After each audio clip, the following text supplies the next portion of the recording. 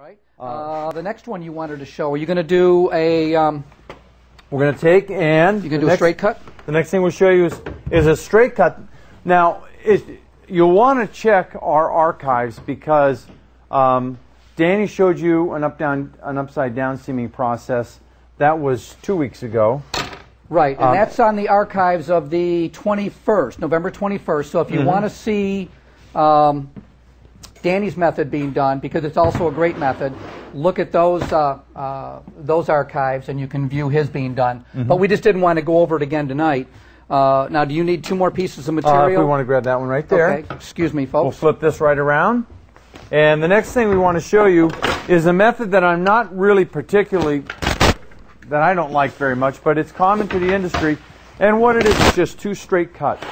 The router we're going to use for that is already set up right over here.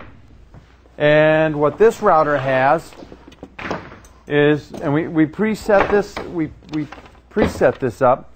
This has in it a compression spiral bit. Next set. It cuts both from the top and the bottom to the middle, which what that does is it gives you clean edges, top and bottom edge.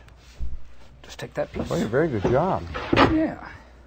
Okay, we'll spin this around real quick.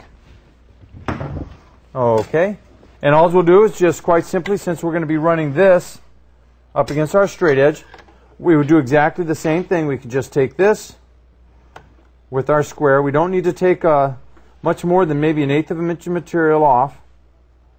We'll set that.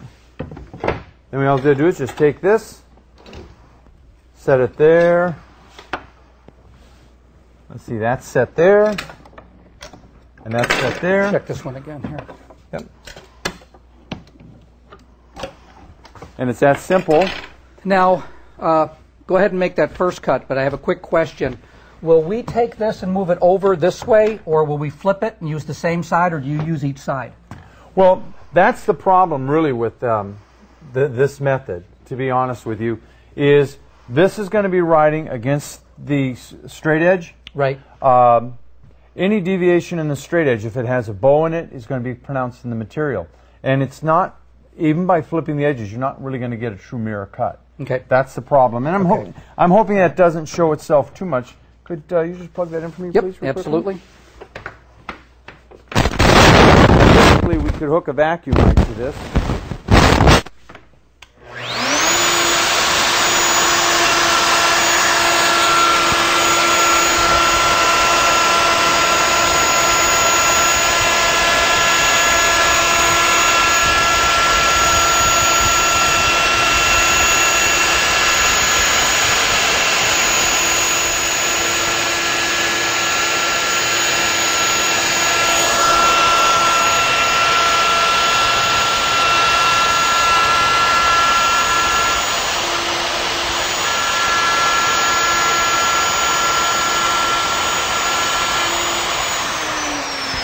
Of course, I might add that the seam will only be as good as the operator.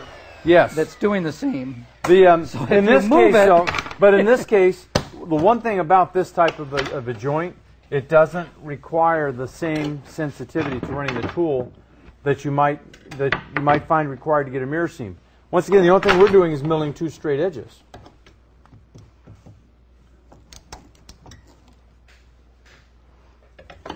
Okay, once again, you can see we can set this up.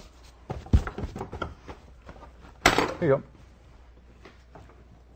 You going to pull it? Just go ahead and pull it. I ran it on that way. Yeah, I'll pull it back towards me this way. And once again, very simply.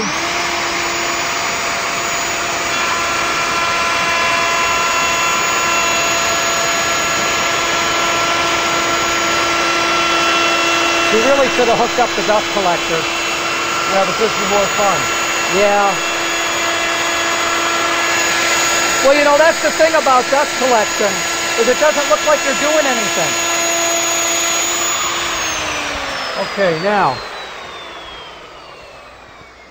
And the whole principle behind this is now that we've run the 2 straight edges, we just butt the material, and there's our joint. It's not a horrible joint, and it's really hard to see. But we have brand new straight edges, brand new bits, so it protects us a little bit. Right. The older a straight edge becomes, or the longer, this is very short. Right. The older a tool becomes, you get more play in the collet, in the spindle, Right. and the bit. The more those imperfections will start to really show themselves out. But we'll pull this seam, and the other advantage we have here too is this is a light color. Exactly. Light colors Right. are extremely forgiving. Right. Dark colors will just hang you out to dry if you make a mistake in that regard. So this is another seam. Another seam I wanted to touch on very briefly. Once again, you can see the mirror seam. I believe that was in the October 17th show. Right. And that is archived. You can see how to do a mirror seam. We have the template. John has it right here.